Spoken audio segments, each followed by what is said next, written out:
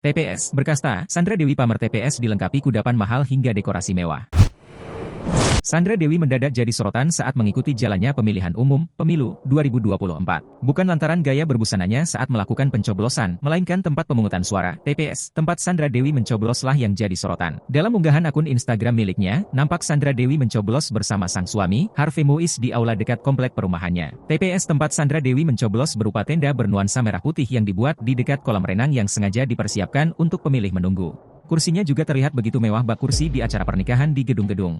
Selain itu, yang tak kalah membuat netizen iri adalah TPS Sandra Dewi mencoblos dilengkapi dengan makanan dan minuman. Makanan dan minuman tersebut diletakkan rapi di atas meja yang juga didekor dengan kain berwarna emas dan putih di bagian atasnya bak seperti di hotel-hotel. Tak kaleng-kaleng, untuk makanan yang disediakan berupa roti, lemper dan bolu gurung kenamaan serta kue kering lainnya. Tak hanya itu, di meja tersebut juga dilengkapi dengan kopi yang bisa dituang langsung dari Coffee Maker. Bahkan Sandra Dewi mengaku dirinya ketahuan beberapa kali oleh sang suami tengah mengambil lemper selama menunggu giliran mencoblos. Tak hanya Sandra Dewi saja, Harvey Muiz juga disebut Sandra Dewi sampai mencari lemper dan roti yang disuguhkan di TPS tempat keduanya mencoblos. Meski sempat tak mendapatkan lemper dan kue yang diinginkan, Wanya sampai mencari ke sejumlah toko untuk mendapatkannya karena rasanya yang enak. Alhasil, Sandra Dewi dan sang suami bisa menemukan lemper dan roti yang disuguhkan di tempatnya mencoblos. Sontak saja unggahan Sandra Dewi tersebut langsung mendapatkan banyak respons dari netizen. TPS pun berkasta ya bestie, ungkap netizen. TPS Sultan MB beda, TPS gue boro-boro ada lemper. Aqua gelas aja gak ada malah becek-becekan, timpal yang lain.